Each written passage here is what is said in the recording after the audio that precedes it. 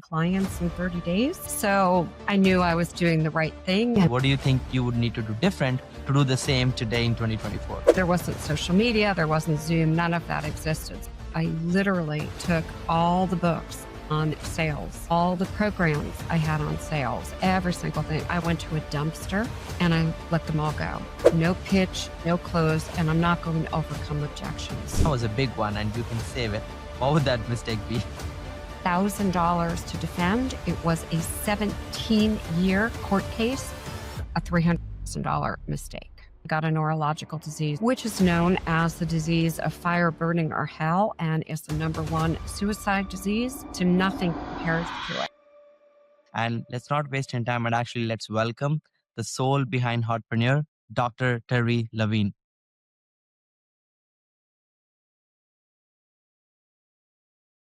What's going on? What's going on, everybody who's actually listening to this podcast right now? First of all, guys, welcome back to another episode of The Nikhil Sai Show, which is hosted by me, The Nikhil Sai. And guess what's going on today? We're back with another amazing guest. I mean, this is not just a normal guest. The guest we're talking about today, who's going to jump on, has been in the industry for over 4 decades. And she has consulted over 7,500 plus business owners and helped them scale through a very heart-centered strategy. I mean, this is going to be transformation. She's a best-selling author, keynote speaker, and she's dedicated her life to actually make marketing heart-centric. We are definitely going to dive into very interesting philosophies of reverse marketing and whatnot. And let's not waste any time and actually let's welcome the soul behind Heartpreneur, Dr. Terri Levine. Thank you so much. I'm happy to be here. Hey, Terry, appreciate you showing up. I mean, you have been in all major publications anybody can ever imagine. And CNBC, NBC, Forbes, TEDx, Shape, BBC, Fortune. I mean, HuffPost, whatnot. So we will definitely get into the business stuff. I am excited to learn how your strategies of growth consulting can actually help a lot of entrepreneurs to become heartpreneurs and, do a more centric approach in building their businesses. But before that, Terry, who are you as a person? What was your journey like? How did you get started? Talk about your childhood. How was your upbringing, and how did you end up here? Thank you. So I was born in Yonkers, New York, and Mm-hmm. I grew up very, very poor. The interesting thing is I really didn't know I was poor. I thought everybody had what we had. You lived in a very small apartment building. Yeah, you shared a baked potato with 4 people for dinner. And I just thought that was all very normal. My parents were really wonderful, treated me amazingly well, even though we didn't have any money. And then in the summer of fourth grade, my dad changed jobs, and we went from being lower middle class to middle class, like literally overnight. We moved to a house. I'd never seen a house before. I thought everyone lived in apartments. And Mm-hmm. then life was very different. And I saw a big contrast in how other people were living in this environment. I'm glad actually that I started in the way that I started because it made me realize that yes, money has a place and there can still be a lot of things that are more important in life, and money isn't my #1. So I'm glad that that was a learning for me. And along my journey, I had been very entrepreneurial. I started as a speech language pathologist, started my own clinic, sold that, started an art business, sold that. I could keep going. And my mistake that I will share is, and it Mm-hmm. was all ego, I became president of a national healthcare company for 5 years. And while they loved me and I was making them money, I hated every day of it.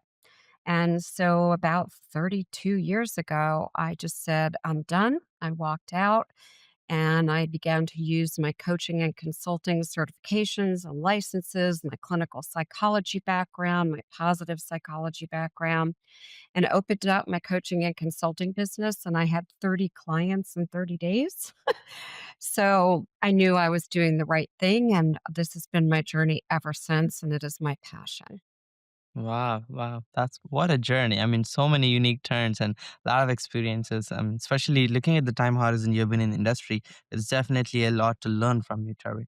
So interesting. Now, I mean, obviously, at a very young age, I'm assuming that you have achieved very high status, in business, in life, in general, overall, with the positions you have achieved. What was with the job which wasn't so fulfilling? What was like the make or break moment for you to actually get into entrepreneurship in the first place? So it's almost like I'm going to cry sharing this, and I will share it. So here I am, CEO of this national healthcare company, and they are changing the way that healthcare companies are paid. So we're going in Medicare to something called prospective payment, which means we're going to be paid about 80% less than we've been paid.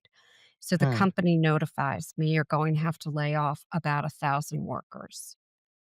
And my job became months of laying off workers. And on a Friday, I had laid off a whole group of therapists, and I still remember where, Atlanta, Georgia. And when I got to work on Monday, there was a voicemail from a gentleman. And he said, I just wanted to let you know that my wife killed herself yesterday. When she became unemployed, she couldn't figure out how we were going to manage the household, and she killed herself. Thank you very much. That was the message. That was it. That's when I left. I said, I'm not here to destroy people's lives. I've always been here to lift people up and make a difference, and I'm not making a difference. I never Oh shared my that God. story publicly, I don't think. Oh, wow. Appreciate the vulnerability. That was a really heartbreaking moment to actually know. I mean, that's so concerning to see somebody in that situation ever. I hope that never happens in anybody's situation whatsoever, ever in life. I mean, Same, I'm same. definitely hoping and praying for a better environment for all of us. But I'm Yeah. glad that you didn't respond to it in an aggressive way where you got low with that situation, but you actually did the right thing, which is okay, let's control what we can control, which is how you react to it. And you moved on and you went on to change 1,700, 7,500 plus businesses, which is what I'm stoked to talk about. So, Terry, uh, interesting. So, you were this good employee, at a top position. Then you started your business. You had 30 clients within the next 30 days. Wow. That's what I call a pace, race car pace. So, how did that happen? Is it because of a network? What was the game plan like? What do you think you would need to do different to do the same today in 2024 after What 30 years of doing this again?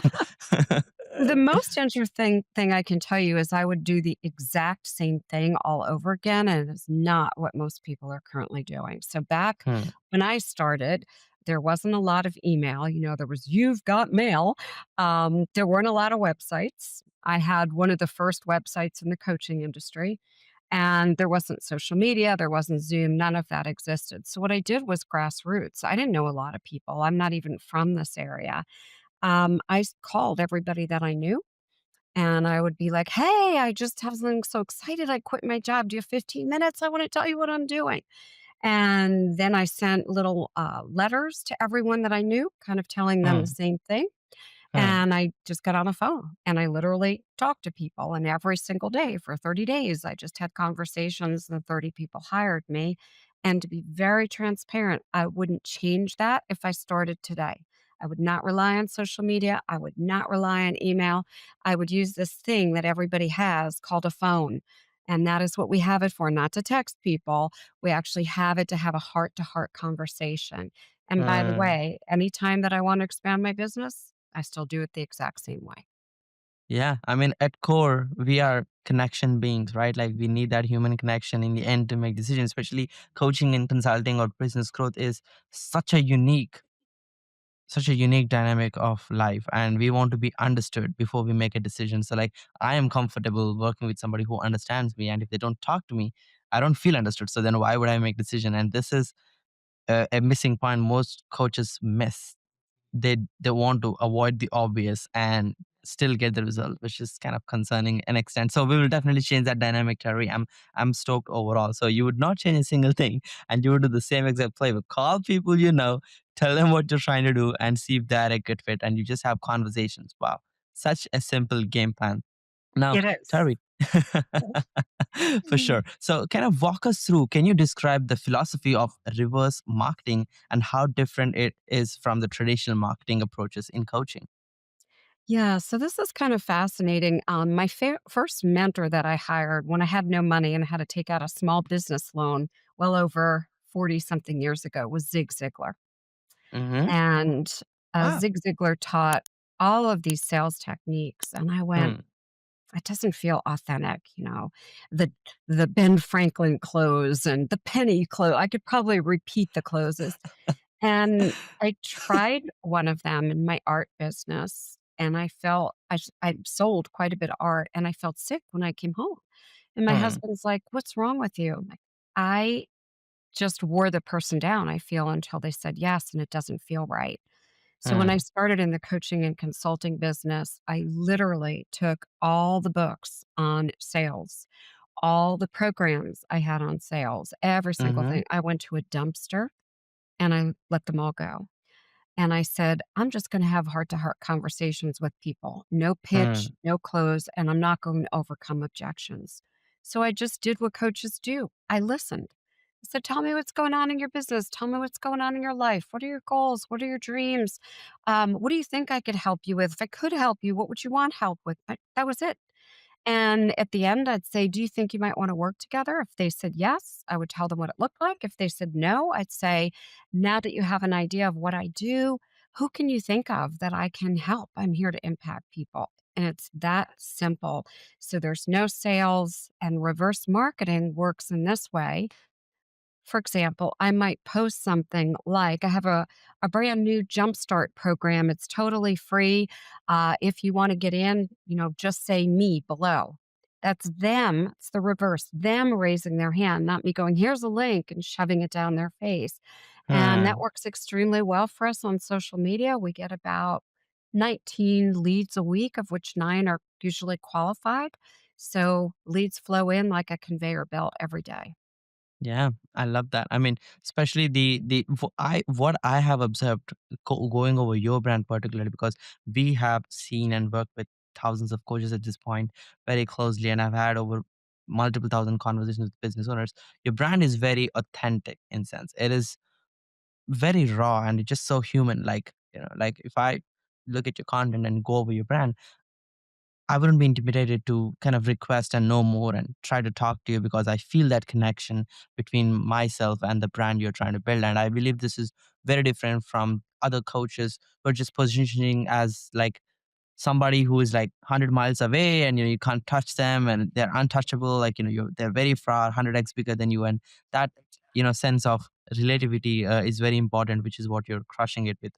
So I mean, you've been on 3000 plus podcast, so I would love to know more about how the podcasting side of the business has helped. Is it into generation of traffic? Is it into building authentic connection? Is it for content creation? And do you believe that coaches should be on more podcasts like these, as an example?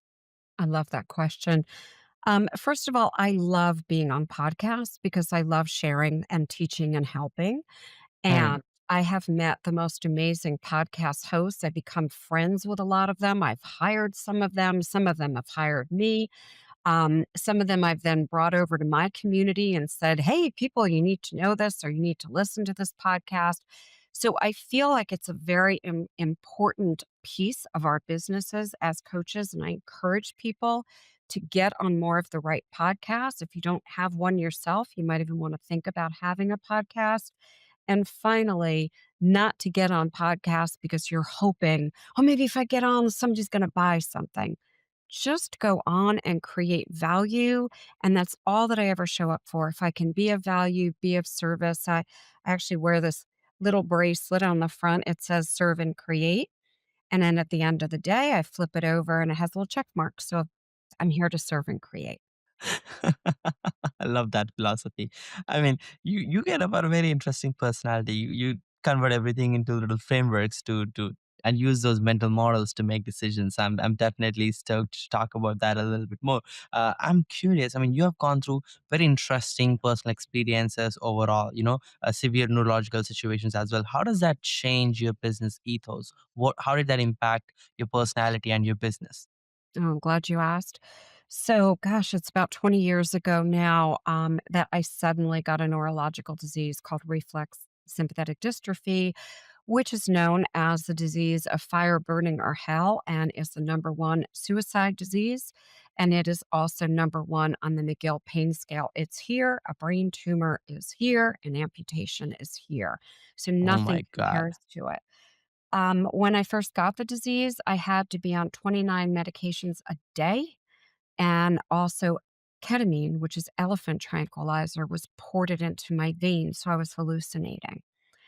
I spent 18 months in bed, unable mentally to function.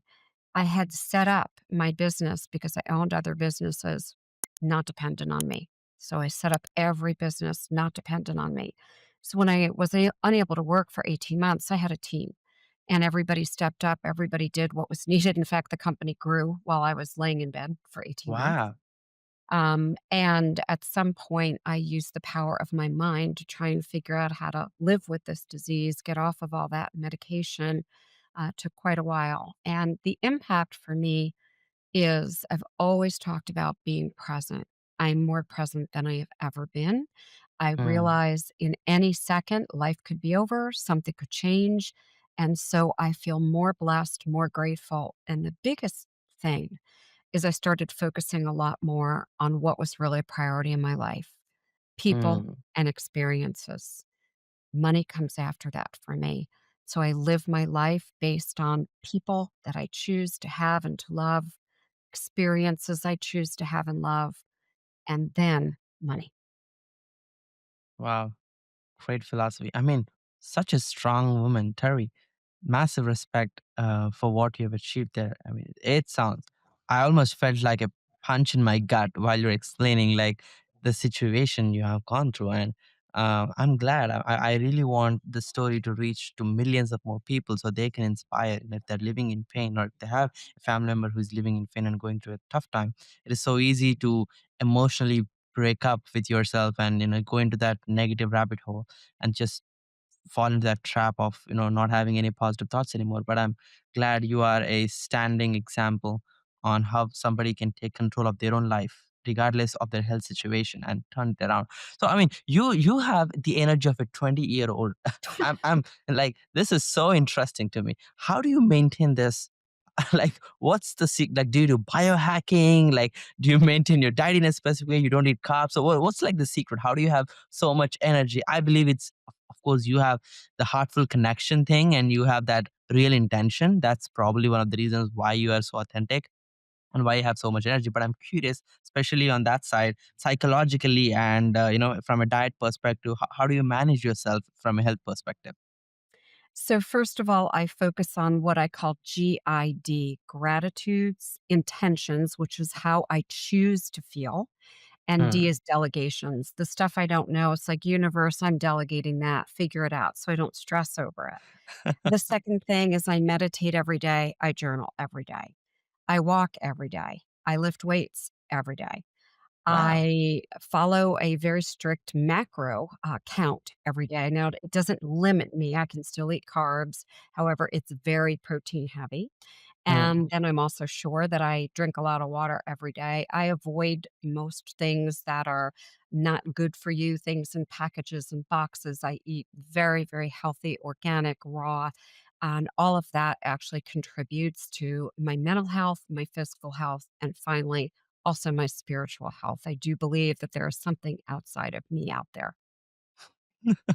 I love that, and I'll tell you a compliment that you're taking well care of things, even which are not in your control. So, thank you so much for giving us an idea overall on how you're operating. I mean, you have been kind of forced into a situation with that neurological disease that okay, you can't run these businesses yourself. Your team has to step up and run those businesses, and that's like.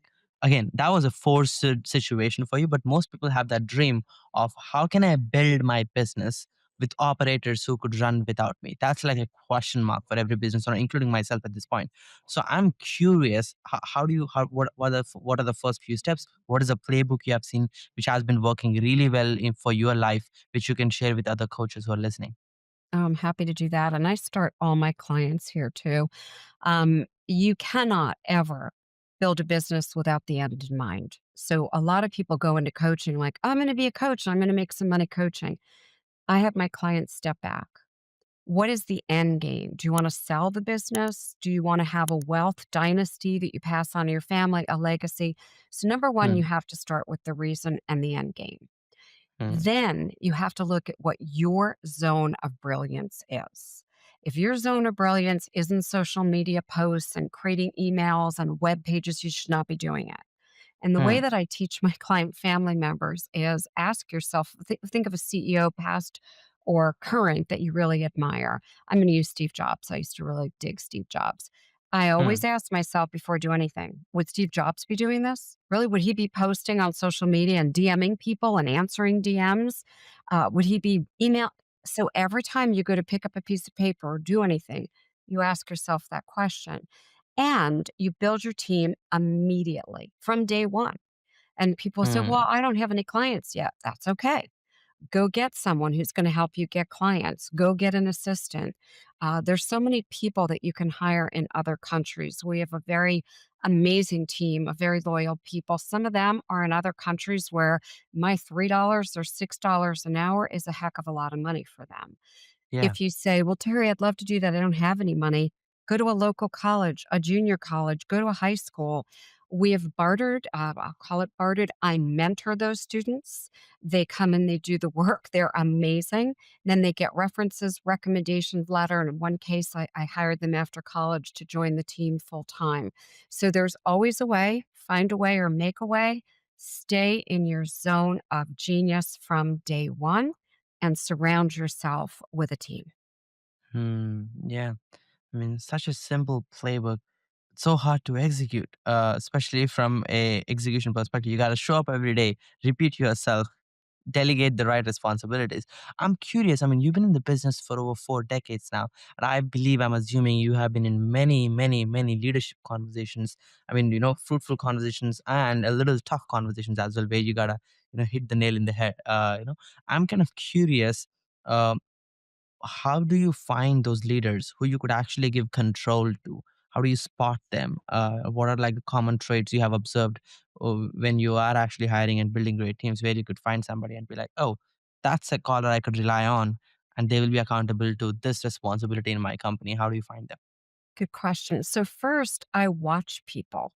It's like a stalker now. However, I knew I wanted to bring on a director of operations because we're at that point Hmm. where I needed one. And Hmm. before I put it out on social media, I just watched who shows up in my Heartrepreneur Facebook group, who is really engaged with my blog on LinkedIn. Let me look at their profiles. Let me see what they're up to. Let me look at their kinds of posts, what they've done in the past.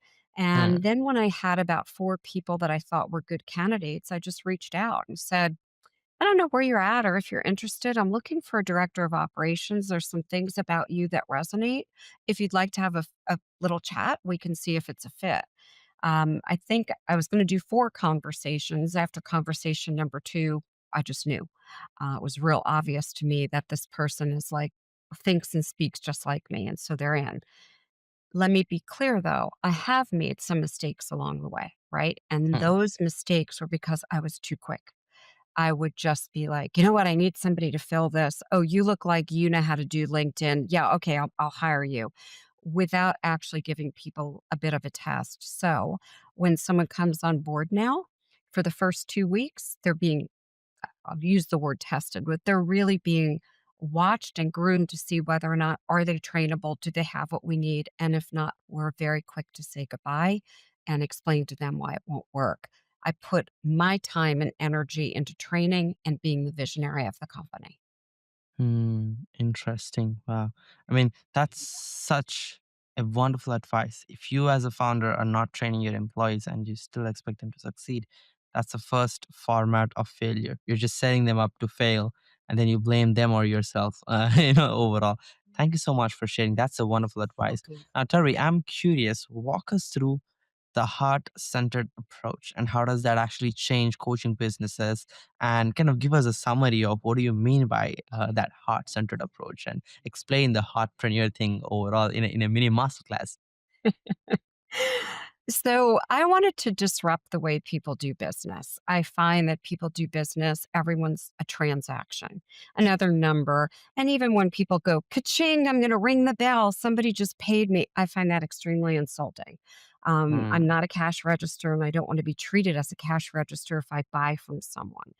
So Hmm. what I do instead is there's 3 words that Heartrepreneur stands for, which is integrity, authenticity, and transparency. So I asked Hmm. myself, how could I have an authentic conversation with someone being transparent, being authentic? Instead of cold DMing someone, which somebody does it to me, I block them and delete them, and I would never buy anything from them. Instead, I ask, how can I add value to this person's life, right? The bracelet, serve and create. How can I add value?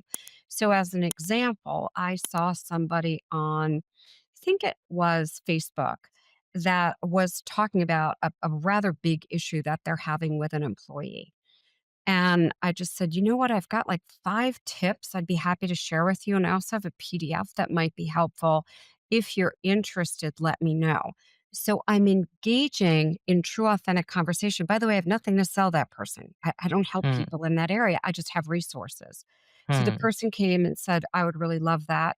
Gave them 15-minute conversation, sent them the little playbook.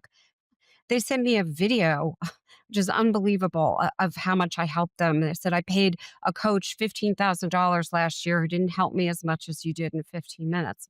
Okay. So that's what we do at Heartrepreneur. We connect with people heart to heart, asking Hmm. ourselves, how can I make an impact? How can I influence? And how can I assist, serve, and create? And that's it.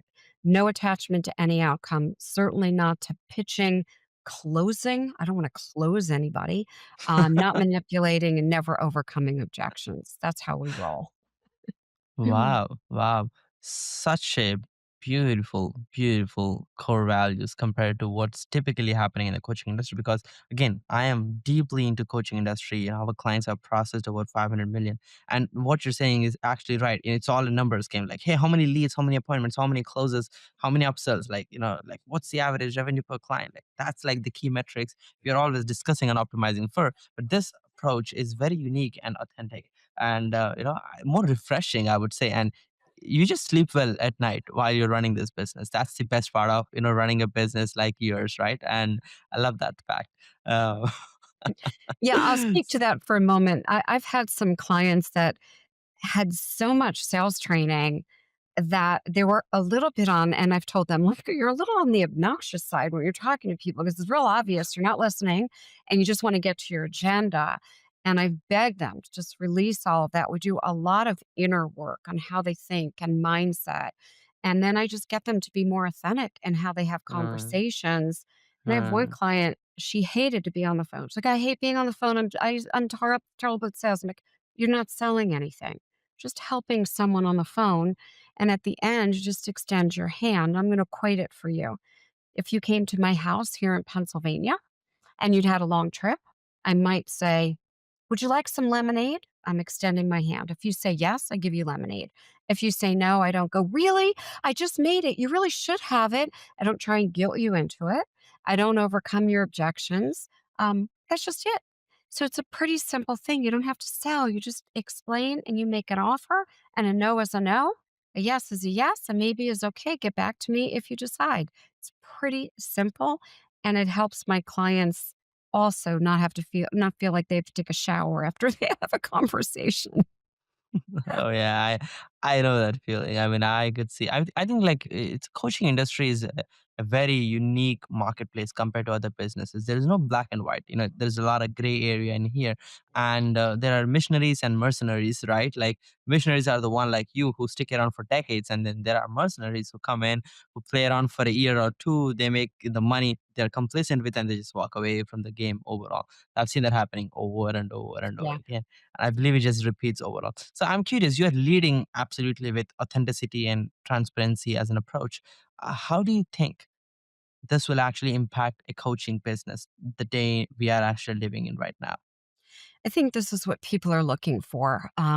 Coaching is an interesting industry. When I first came into the industry, if I said to someone I'm a coach, they would always say, what sport or what team? They really hadn't heard of this. It was brand new, right? And now most people even know what coaching is. There's cartoons, there's comics, they talk about coaches on TV shows. I mean, it's pretty common.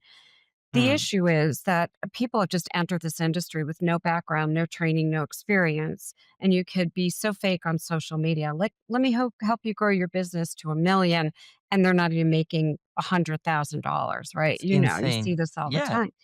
No, And it so, frustrates me so much. right, right, it drives me crazy. What I've seen are 2 things. One, during COVID, everybody became a coach. "I'm a coach, I'm a coach."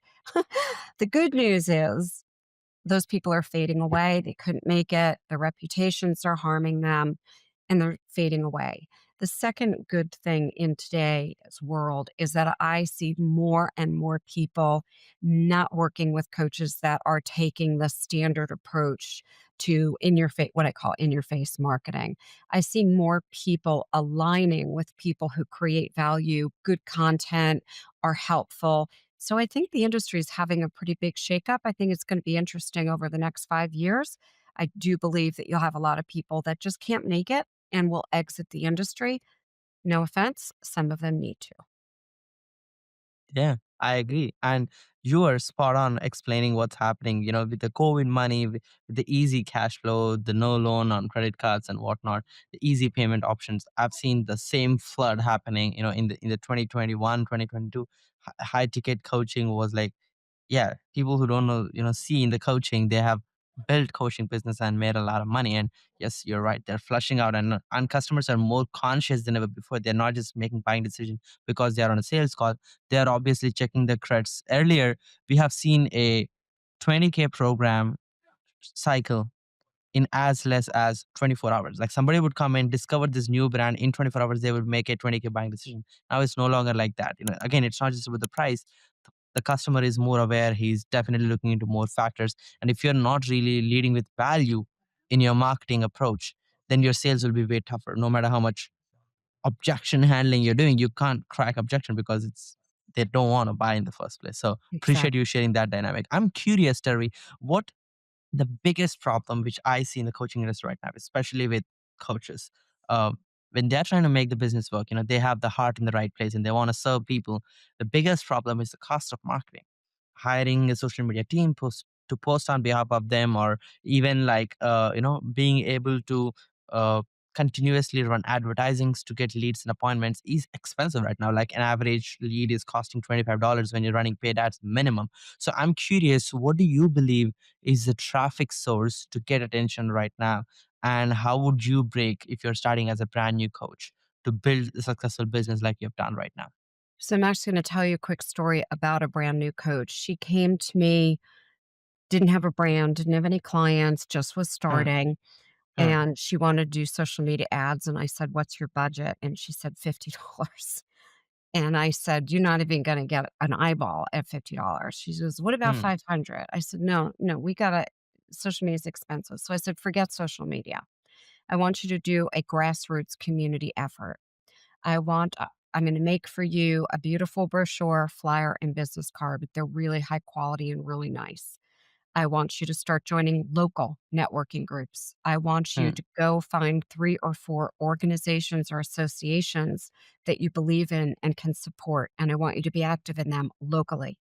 I want you to sponsor everything, whether it's a pee-wee baseball team or a soup kitchen. I want you to be out there. I want you active and out there and actually engaging with people, not to sell them, just to engage with them." hmm, And she is 2.5 months into that. She has a waiting list of clients. It was almost, there's no way I'd spent almost zero. It's brochures. I made them brochures, flyers. She had to print them, and a very nice pamphlet. That's it. She doesn't even have a website yet. Okay. So I want people to get this. It's very possible these days to still market without being online. And most coaches don't get that. I also have hmm, another client. I'll share this. I created a lumpy mail for him. Lumpy mail is you get something in the mail and there's something in the envelope, right?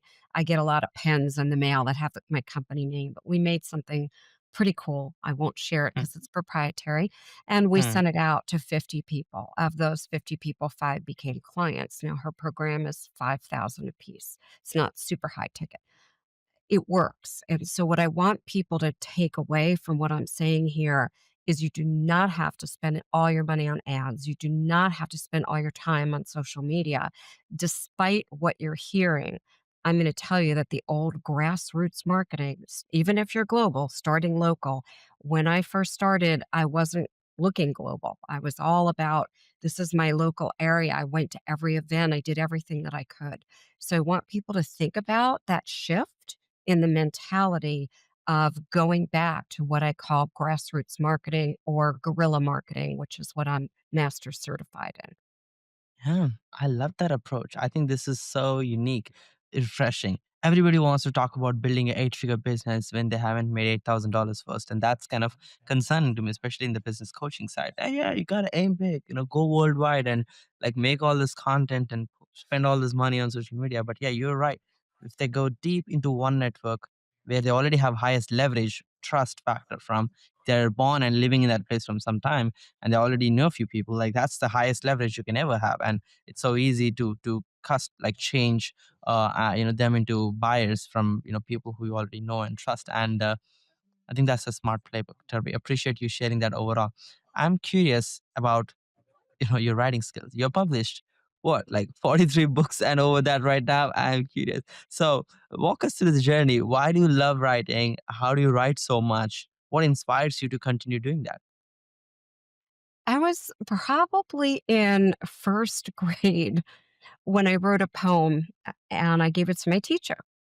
And Wow. she said, "You're gonna write books someday." Like, this stayed in my head. It was in first grade. Huh.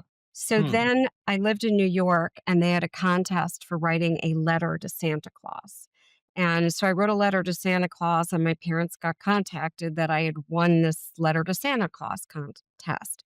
So I knew that writing is something that just comes naturally to me. I write all the time, whether I put the content online, whether I don't, whether I publish it in a PDF, whether I give it away, whether I do nothing with it. Writing is a way for me to express thoughts and ideas. And so writing comes natural to me. And I tell coaches, everybody's like, you have to write a book. No, you don't have to write a book. You absolutely do not have to write a book. If you like to write, write a book. If you don't like to write and you like to do videos, do YouTube, do Facebook Live, do whatever. So I want to take that away from people. Lots of people think you have to write a book. You do not have to write a book. I have clients that are doing 4, 5, 6 million a year who are pretty new in the industry. They're going, do I need a book? If you want to write one, yeah. If not, no, absolutely, you do not need a book. Hmm. However, writing comes natural to me. And why do I do it? Some of my books have been translated into 10 or 12 languages. I'm not traveling all over the world. My message is getting out. I'm transforming more lives and helping more people. That's what I feel like I'm on the planet to do. Yeah, such a deep message. And yeah, I believe it's the heart. The intention you have is what is giving you all the power, you are executing on. And I'm so stoked that you're actually doing that overall. Um, Terry, I have a curious question for you. You are one of the most present personalities I have seen, meaning you're just trying to live the moment. You're so conscious of your environment and you just have that true excitement. You're just like that feeling of excitement of, okay, let's see what comes and let's react the best way possible kind of mentality.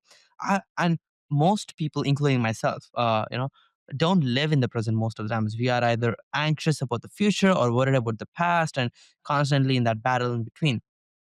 I would love some actionable advice for people, including myself, on how we could be more present, how we could be more clear with our mind and thoughts and actions, so we could, you know, uh, live up to our fullest potential. I think this is very important. Yeah.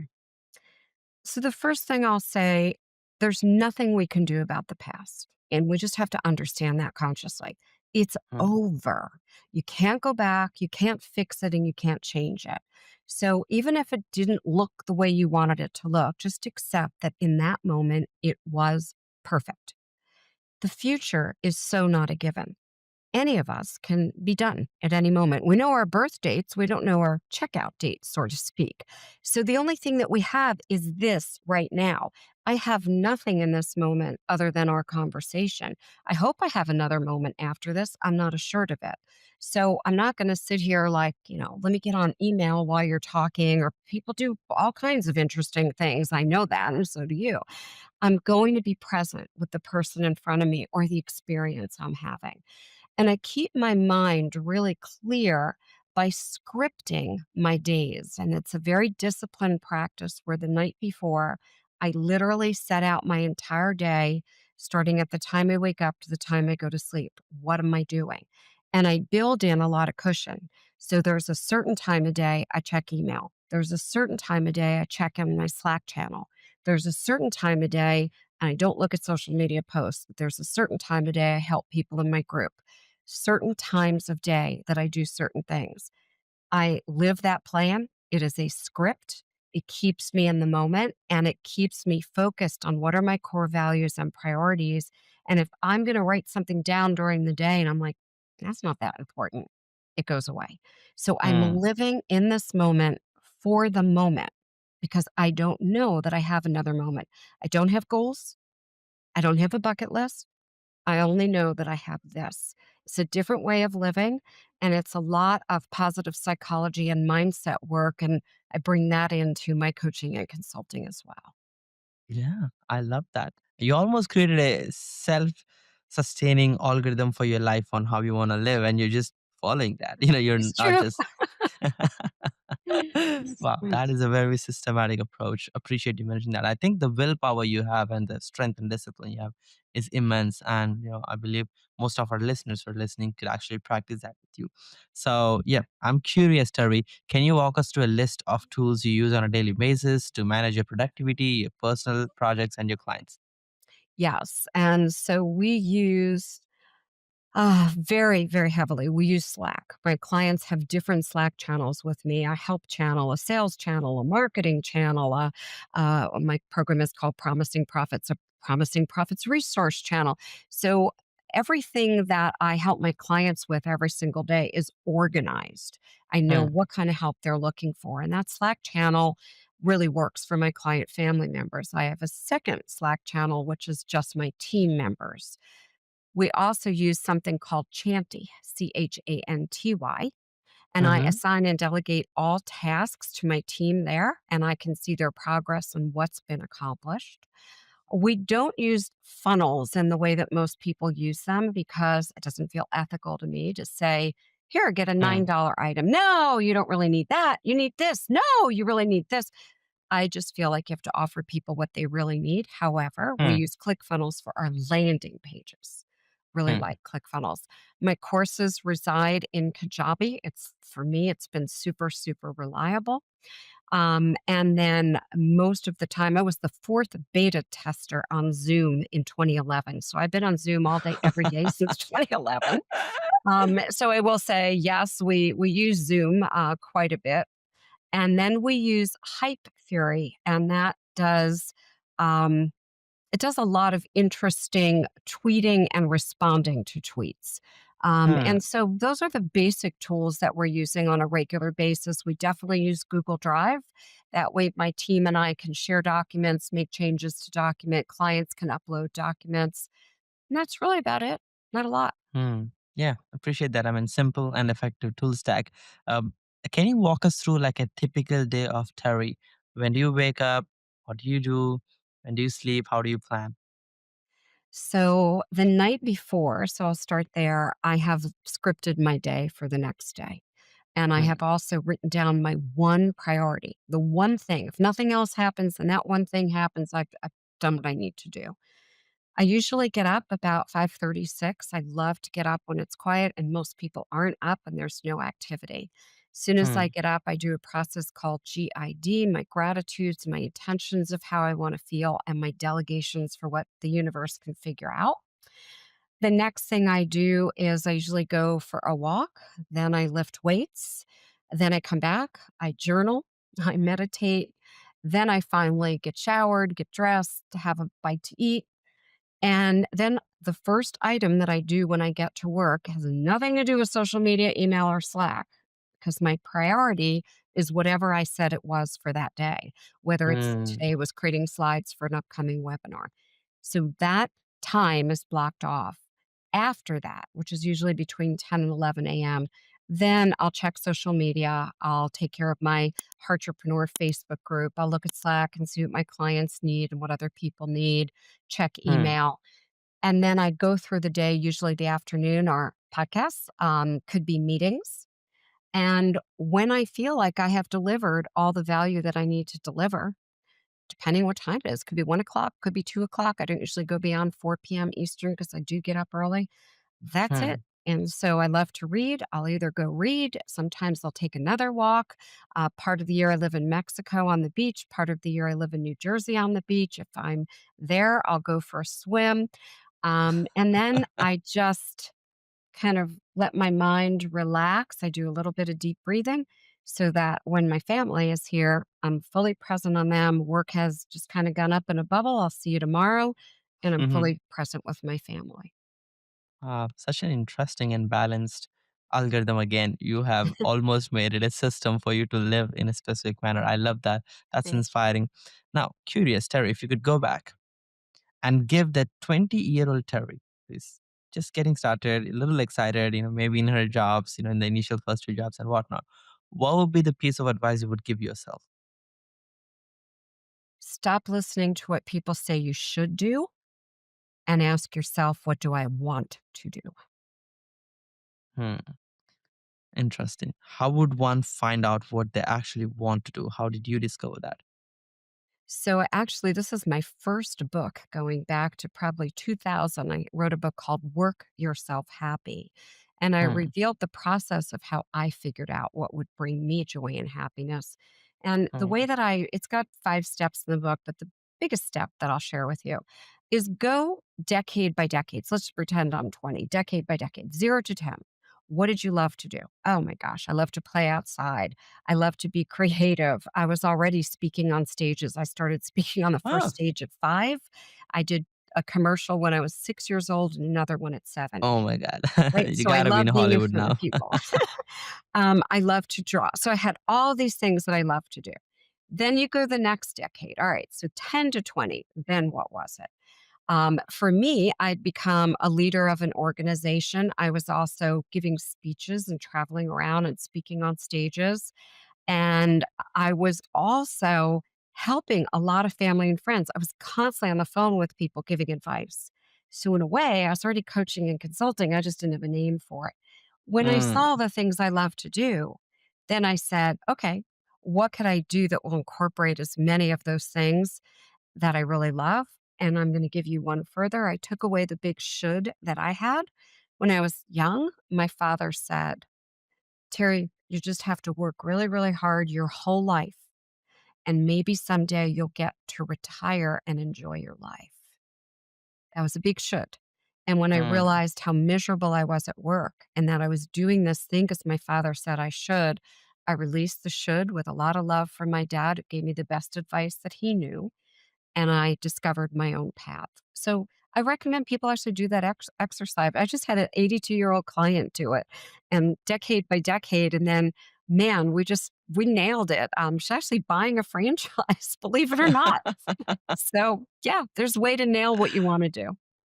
Wow, wow. Such a practical advice, Terry. Appreciate you sharing that. And yeah, like beautiful learning. Again, I think parents always have good intention for us, but sometimes, rarely, their advice might not be the best. And you gotta understand and digest that and use it the way, because in the end you should listen to everybody and do what's best for you, because you know the best for yourself. And that's all matters in the end overall. Exactly. So yeah. Terry, what's like your life's biggest achievement and what's like the next big goal you have for yourself? The biggest achievement is being married to my husband. We just celebrated our 45th wedding anniversary. Congratulations. So And I happy for you. say that thank you. I say that because we met at age 16, we became friends, we were both Oh, dating wow. other That's people. lovely. The achievement for me is just being in a relationship that is just so loved and so loving and where I can make contributions. It's just one of the biggest blessings of my life. As I said a little bit earlier, I really don't set goals because I don't know what's going to happen tomorrow. So the biggest Hmm. goal that I have each and every day is to live my life as fully as I can on that day. So if it Wow. ends up being my last moments on the planet, it's okay. I've had an amazing life. And I've told my family whenever it is that I go, because we all go, I just want you to celebrate the things that I've done and who I've been and how I've been. And I don't want any sadness because I don't feel sad. I feel like every day I'm living a full life. I love that mindset. And I think that's a powerful message. I mean, 45 years of marriage is definitely a very good accomplishment. And I'm so happy, stoked.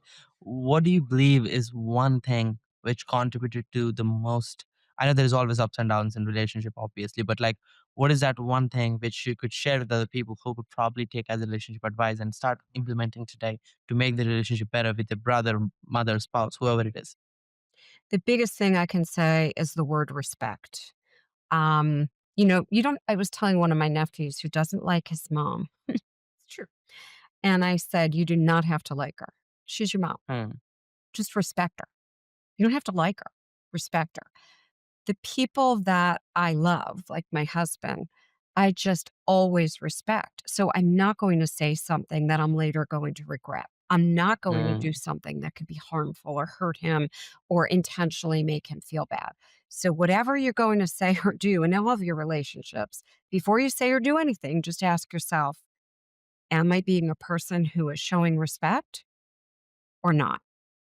I love And that frame. I'm gonna tell on myself, I wasn't the most respectful person when I was age 20. I wasn't, Hmm. and I Hmm. worked consciously to do that. So even if I totally disagree with someone on something, one of their beliefs or something they feel strongly about, I can still respect and honor they're another human being with an opinion, which is why I don't get all caught up in all these, hate this group and hate that group and conspiracy theories. I respect that we're all humans and we're all allowed to have opinions as long as you're not harming anyone. I respect you. I love that. I think that's such a beautiful framework. And I believe this would solve 80% of the relation problem in any sort of relationship. I believe. I think like respect is the core pillar for any relationship. And just fixing that part could lead to much fulfilling life in general. Appreciate that. That's a great advice, Terry. I should definitely appreciate you on that for sure. Thank you so much. I know as entrepreneurs, we don't look at our mistakes as mistakes, but I'm curious if you could look back at your journey and be like, oh, that was a big one and you can save it. What would that mistake be? Oh my gosh. So years ago, I owned a coach training school and a woman contacted me and she said, "Oh, I'd love to be a part of it, blah, blah, blah." And I eventually said, okay. She was doing sales for the company and she was quite good at it. And then one day she came to me and said, "Well, could you change the website and say that I'm a co founder because people don't like getting on with me because I'm doing sales?" I did that. Mm. Shortly after that, she tried to claim she owned the company and she sued me. So it cost me $300,000 to defend. It was a 17-year court case with a 9-day jury trial. And yes, we won, and it was a $300,000 mistake. Wow. So don't label your co-founder salesperson as co-founder ever. You gotta have clear contracts and expectation. That's a beautiful advice. I mean, especially when your business is not doing so big and you are early in the journey, it's so tempting to just do whatever it takes to, get through today, right? Like, hey, oh, you want to be the co-founder? Like, sure, Yeah, I'll sure. give you, take it. Yeah. But then 17 years later, you find out that it cost you Yeah. 300K and a lot of emotional time. And Oh, that's what, yeah. emotional. I'm glad you mentioned the emotional. The initial emotion was, how could someone do this to me? Right. And I was angry and blah, blah, blah. And then all this money's going out the door. And then when we're in court, it was very stressful being with the jury for all those days. I'm like, Yeah. I'm in this situation. It's emotional, it's stressful. And it just feels really needless to me. So I always advise people if you're going to, have a partner, have an official business partner. Don't call anyone co-founder, partner, and just it taught me to have very, very tight contracts, all done by attorneys, not done by me, because there was a line in my contract that was too vague, which is Yeah. what led to the jury trial. Wow. Wow. Appreciate that vulnerability. I think this will save a lot of people from a lot of troubles. Appreciate you sharing your scar overall. So, uh, I'm curious, Terry, what inspires you to wake up every day and show up to work? What are you excited about every day? I love my client family members. I cannot tell you how much I love Your them. client family members, not even them directly, it's like their family. Wow. Exactly, Never exactly. heard this. Yes, Explain they're to me. referred to as my client family members because in my life, family comes first. My client family members come second. They're near and dear to me. I have had more than 80% of them over 20 years. I've had a lot of them over 30. We've established many businesses. In some cases, we've sold businesses. In some cases, we now have them out of the day to day. They have teams behind them. One case, two cases, we franchise their business. So there's reasons that they stay long term. I wake up Hmm. every day excited to be with them, excited to see what they've done overnight. What are they doing on the journey? What's happening? How can I help them? That is Hmm. just, it's my why. It really is my why. That is interesting. Terry, appreciate you. What a wonderful guest you are. If anybody wants some help and they want to learn the heart centered approach in growing their business, how can they get in touch with you? The best way is just to go to heartrepreneur.com, my website, and there's a contact form. Fill it out. It comes directly to me. Don't think, Terry's not going to see my note or my message. I actually get it myself. As I said, I only do things that are in my zone of brilliance. One of my zones of brilliance is being able to see if I can help someone and either giving them Hmm. some free advice or a free resource or tool, or if they're really interested, potentially having a conversation. So heartrepreneur.com is the best place. Appreciate that. So, guys, if you need some help, you want to talk to somebody who could actually care for you and help you out to grow your business, check out heartpreneur.com. And any last words for us to conclude the whole show, Terry? Yeah, the last thing I will say is for me, it is about coaches, consultants living well first, earning Hmm. well second. Just make sure your priorities are right and you have the vision and the mission and the values for your life. Design your life and then design your business to fit into the life, not the other way around. Hmm. Yeah, appreciate that. That's such a powerful advice in the end because a lot of people build their business, they don't know what life they want, and then it just conflicts the business they have just built. And appreciate you sharing that overall. And Terry, this was such a beautiful podcast episode. Thank you so much, guys. Hope you enjoyed the podcast episode for today. And if you have enjoyed, please make sure to share this with another amazing entrepreneur you know, and don't let this be a motivational talk for you. Take actionable things. Terry has exactly told you how you can go after your local community, build a small network, and close clients without spending thousands and thousands of dollars on advertising or any crazy social media, or without using any unique sales scripts and tactics. By just having heart to heart conversations, you do that. And I completely agree with her. Everything, Terry, you have said was very valuable and appreciate you showing up for this show. And I believe this will reach a million more people and your story is worth sharing. And thank you so much for standing as an example for us and giving us more hope to be excited for the future overall. And guys, stay tuned, subscribe to the podcast. I'll be back with another amazing guest, just like Terry. Appreciate your time, Terry. Bye. Yep, it was really beautiful connecting with you today. We are stoked to have you on second part if possible. Have a good one. Bye bye.